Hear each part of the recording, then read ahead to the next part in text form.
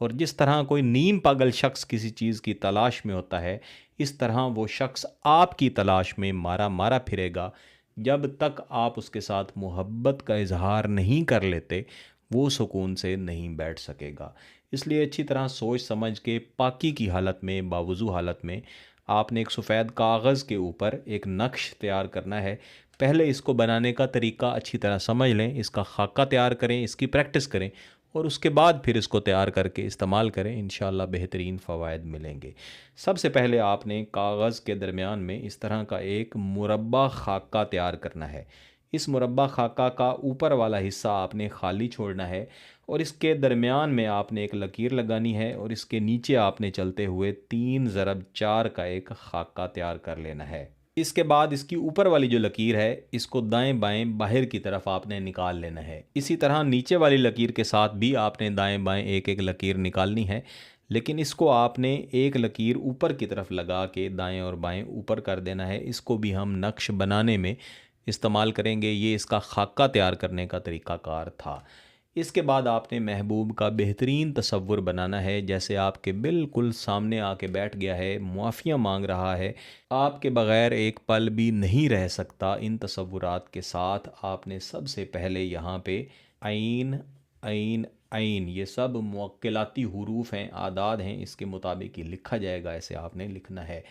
दाल wow रे, meme meme meme, एक एक सात। दाल वाओ रे, आइन 3 बार है, आइन 3 बार है। अलिफ लाम वाओ, लाम है, अलिफ लाम वाओ, आइन रे। काफ है, काफ है, काफ है। हर एक के ऊपर आपने 3 3 लकीरें लगा के ऊपर की तरफ से बंद कर देना है। इसके बाद यहाँ पे मीम और है, मीम और है, फिर से मीम और है, मीम और है। अलिफ ला, अलिफ या, अलिफ फे और या। इसके बाद आपने नक्श के ऊपर वाले हिस्से में उन्हीं तसव्वुरात के साथ मीम है, इसको लंबा ले जाके मीम लिख देनी है। फिर आइन स्वाद तोए है, सीन मीम आइन तोए ये, काफ। मीम सीन अलिफ रे है, अलिफ है बे है, लाम है, मीम वाओ स्वाद वाओ, अल अजल, अल हुब, अल अजल, असात। इसके बाद आपने नक्श की साइड को तब्दील कर लेना है और जिधर से इसको शुरू किया था इसके साथ आपने काफ है मीम है, इसके नीचे कम अज़ कम 2 बार है, ज़्यादा भी लिख सकते हैं। इसी तरह आइन है, आइन है, और यहाँ पे मीम है, इस तरह बंद करके इस लकीर को आगे लेके चले जाएंगे और इसके ऊपर आदाद लिखेंगे 1 1 1 5, हमज़ा 7 7 8 9 1 1।